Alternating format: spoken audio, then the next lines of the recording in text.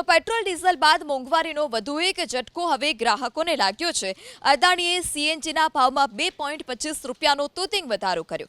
ભાવ વધારાથી સીએનજીનો પ્રતિ કિલોનો ભાવ 83.77 રૂપિયાથી વધી 86.2 રૂપિયા પર પહોંચ્યો।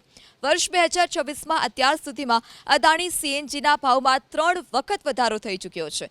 7 ફેબ્રુઆરીએ સીએનજીના ભાવમાં 0.50 પૈસાનો વધારો થયો હતો, જ્યારે 2 એપ્રિલે 1.50 રૂપિયા, જ્યારે આજે 2.25 રૂપિયાનો વધારો કરાયો છે। અદાણીએ સીએનજીના ભાવમાં વધારો કરતા અમદાવાદ રિક્ષા ચાલક એકતા યુનિયને વિરોધ કર્યો।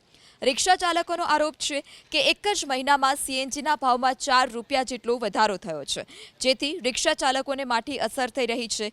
અમદાવાદ શહેરમાં 2.5 લાખ રિક્ષા ચાલકો સીએનજીનો ઉપયોગ કરી રહ્યા છે, જેથી આ ભાવ વધારાની સીધી અસર તેમની રોજીરોટી પર પણ પડશે। ભાવ વધારો પરત ખેંચવાની માંગ સાથે રિક્ષા ચાલકોએ સૂત્રોચ્ચાર કરી પોતાનો રોષ પણ ઠાલવ્યો। તો આ તરફ અદાણીની સાથે ગુજરાત ગેસ કંપનીએ પણ સીએનજીના ભાવમાં તોતિંગ વધારો કર્યો છે, નાગરિકોને આર્થિક ઝટકો આપ્યો। ગુજરાત ગેસ કંપનીએ સીએનજીના ભાવમાં પ્રતિ કિલો 2.75 રૂપિયાનો વધારો કર્યો।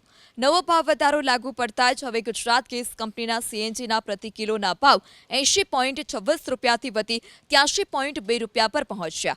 ગુજરાત ગેસે સીએનજીના ભાવ વધારતા સૌથી વધારે ફટકો રિક્ષા ચાલકો અને ગેસ આધારિત વાહનો પર પડી રહ્યો છે।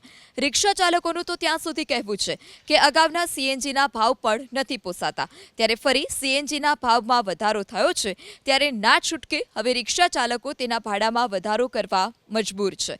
અન્ય વાહન ચાલકોનું કહેવું છે કે વૈશ્વિક સ્થિતિને લીધે ના છૂટકે ભાવ વધારો કરવામાં આવી રહ્યો છે, ત્યારે નાગરિકોએ પણ જાગૃતતા દાખવીને બિનજરૂરી ઇંધણનો ઉપયોગ ટાળવાની અપીલ કરી છે।